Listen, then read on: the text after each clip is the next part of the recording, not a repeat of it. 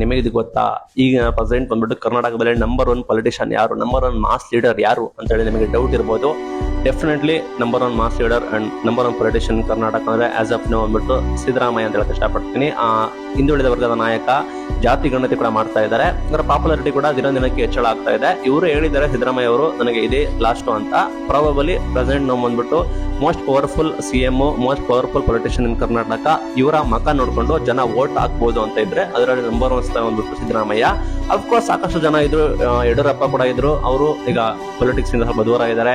ದೇವೇಗೌಡರು ಕೂಡ ಇದ್ರು, ಅವರು ಕೂಡ ಸಮಸ್ಯೆಯಿಂದ ಸ್ವಲ್ಪ ವಯಸ್ಸಾಯ್ತು, ದೂರ ಇದ್ದಾರೆ.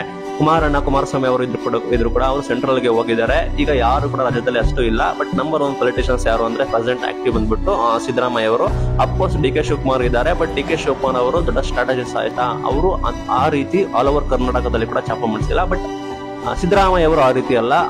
2013ರಿಂದ ಇಲ್ಲಿನ ತನಕ ನಂಬರ್ 1 ಕೂಡ ಇದ್ದಾರೆ. ಈಗಲೂ ಕೂಡ ಜನ ಸಿದ್ದರಾಮಯ್ಯ ಅಂತ ಗುರುತಿಸ್ತಾರೆ. ಸಿದ್ದರಾಮಯ್ಯ ಅವರ ಮಕ ನೋಡ್ಕೊಂಡು ಸ್ವಲ್ಪ ಆಲ್ ಓವರ್ ಕರ್ನಾಟಕ ವೋಟ್ ಬೀಳುತ್ತೆ ಗುರು.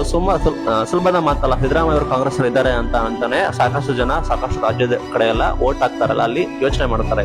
ಹಿಂದುಳಿದ ವರ್ಗದ ಯಾರು ಇದ್ದಾರೆ, ಕುರುಬರು ಇದ್ದಾರೆ, ದಲಿತರು ಇರ್ತಾರೆ, ಅವೆಲ್ಲ ನೋಡಿ ವೋಟ್ ಮಾಡೋಷ್ಟು ಶಕ್ತಿ ಸಿದ್ದರಾಮಯ್ಯ ಅವರು ಇದ್ದಾರೆ. ಅಫ್ಕೋರ್ಸ್ ನಂಬರ್ 1 ಪೊಲಿಟಿಷಿಯನ್ಸ್ ಜನನಾಯಕ ಯಾರು ಅಂದ್ರೆ ಆಸ್ ಆಫ್ ನಾವು ಅಂದ್ಬಿಟ್ಟು ಸಿದ್ದರಾಮಯ್ಯ ಅಂತ ಇಷ್ಟಪಡ್ತೀನಿ. Thank you.